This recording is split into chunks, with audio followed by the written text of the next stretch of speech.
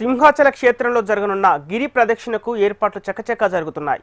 భారీ సంఖ్యలో భక్తులు తరలివచ్చే అవకాశం ఉండటంతో కొండ చుట్టూ ప్రత్యేకమైన ఏర్పాట్లు చేస్తున్నారు అధికారులు. భక్తులకు ఎలాంటి ఇబ్బందులు తలెత్తకుండా తగిన జాగ్రత్తలు తీసుకుంటున్నారు.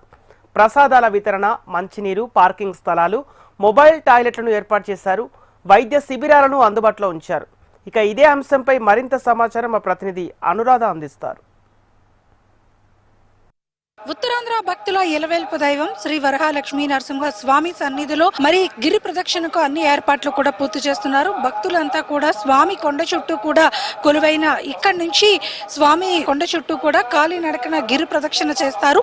సింహగిరి ప్రదక్షిణ అంటేనే ఎంతో మహిమాన్వితంగా భక్తులంతా కూడా భావిస్తూ ఉంటారు. ప్రతి ఏటా కూడా లక్షలాది మంది భక్తులు ఇక్కడికి వచ్చి ఈ క్షేత్రంలో ఇక్కడ మొదలుకొని మొత్తం ఈ క్షేత్రం అంతా కూడా కాలినడకన తిరుగుతూ ఉంటారు. అందుకోసం ఇప్పటికే విశాఖ సింహాచల క్షేత్రంలో ఏర్పాట్లన్నీ కూడా జరుగుతున్నాయి. ప్రస్తుతం నేను ఏదైతే గిరి ప్రదక్షిణ ప్రారంభమయ్యే తొలి పావంచ అంటే స్వామి కొండ దిగువన ఉండే తొలి మెట్టు దగ్గర ఉన్నాను. ఇక్కడి నుంచి భక్తులంతా కూడా రేపు మధ్యాహ్నం 12 గంటల నుంచి కూడా ఈ కార్యక్రమం మొదలవుతుంది. నిర్విరామంగా రాత్రంతా కూడా కొండ చుట్టూ కూడా భక్తులంతా కూడా హరి సంకీర్తన చేసుకుంటూ కూడా తిరుగుతూ ఉంటారు. స్వామి కొలువైన ఈ కొండ 32 కిలోమీటర్ల పరిధిలో ఉంది.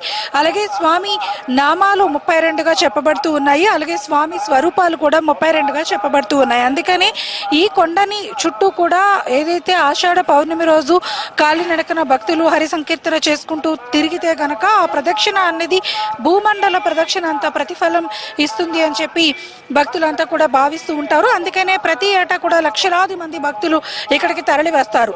కేవలం కాలినడకన హరి సంకీర్తన చేసుకుంటూ వాళ్ళంతా కూడా సింహాద్రి అప్పన్నను తలుచుకుంటూ స్వామి రథం చుట్టూ కూడా వాళ్ళంతా కూడా ప్రదక్షిణలు చేస్తారు. అందుకోసం ఏర్పాట్లన్నీ కూడా భారీగా సింహాచల క్షేత్రంలో జరుపుతూ ఉన్నారు. ఇక్కడ మనం చూడొచ్చు బారికేడ్స్ ని ఆల్రెడీ కూడా ఏర్పాటు చేయడం జరిగింది. క్యూ లైన్స్ సిస్టమ్ ని అంటే ఒక్కొక్కరు కూడా ఇక్కడికి వచ్చి తొలి పావంచ దగ్గర కొబ్బరికాయ కొట్టుకొని మళ్ళీ తిరిగి వాళ్ళు లైన్స్ నుంచి ఈ సింహగిరి రోడ్ మార్గంగా వాళ్ళంతా కూడా కాలినడకన వెళ్ళిపోతారు. ఇక్కడ చూడొచ్చు మనం కొబ్బరికాయలు కొట్టడానికి ఆల్రెడీ ఒక ఐరన్ బ్యారికేడ్స్ అయితే ఏర్పాటు చేయడం జరిగింది. ఇక్కడికి వచ్చి ప్రతి ఒక్కరు కూడా స్వామి గిరి ప్రదక్షిణని స్టార్ట్ చేసేటప్పుడు కొబ్బరికాయలు కొట్టి అక్కడి నుంచి వాళ్ళంతా కూడా ఈ ప్రదక్షిణ అనేది కొండ చుట్టూ కూడా ప్రారంభిస్తారు. అయితే దీనికి సంబంధించి పెద్ద ఎత్తున 10 లక్షల మంది వరకు భక్తులు వస్తారని అంచనా వేస్తున్న నేపథ్యంలో ఎటువంటి అవాంఛనీయ ఘటనలు జరగకుండా ఉండేందుకు భారీ ఏర్పాట్లన్నింటినీ కూడా చేస్తా ఉన్నారు. ముఖ్యంగా మొబైల్ టాయిలెట్స్ ఏర్పాటు చేశారు, డ్రింకింగ్ వాటర్స్ ఏర్పాటు చేస్తున్నారు. అలాగే ఎక్కడికక్కడ మొత్తం ఈ కొండ చుట్టూ కూడా విద్యుత్ దీపాలను పెట్టారు. ఎందుకంటే ప్రత్యేకమైన లైటింగ్ సెటప్స్ ని కూడా ఆల్రెడీ అరేంజ్ చేయడం జరిగింది. అలాగే పార్కింగ్ మ్యాప్స్ ఇచ్చారు, రూట్ మ్యాప్స్ ఇవ్వడం జరిగింది. ట్రాఫిక్ మళ్లింపులు కూడా రేపు ఉదయం నుంచి కూడా ఇంప్లిమెంట్ చేస్తారు. మరి 10వ తేదీ మధ్యాహ్నం వరకు కూడా ట్రాఫిక్ నిబంధనల్ని, ట్రాఫిక్ ఆంక్షల్ని అమలు చేయనున్నారు.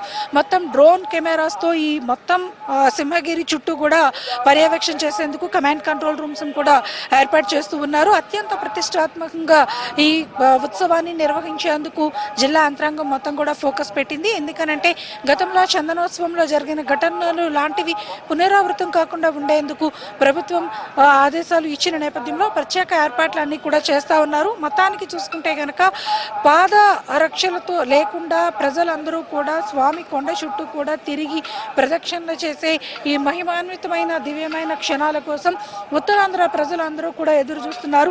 సింహాద్రి అప్పన్న సన్నిధిలో వాళ్ళంతా కూడా స్వామిని కొలుచుకుంటూ కూడా ఈ సింహగిరి ప్రదక్షిణని చేసేందుకు ఏర్పాట్లన్నీ కూడా పూర్తవుతున్నాయి. దీంతో ఉత్తరాంధ్ర ప్రజలందరూ కూడా విశాఖకు తరలి వస్తున్నారు. సింహాచల క్షేత్రంలో ఆధ్యాత్మిక వాతావరణం నెలకొంది. ఇది ఇక్కడ లేటెస్ట్ అప్డేట్.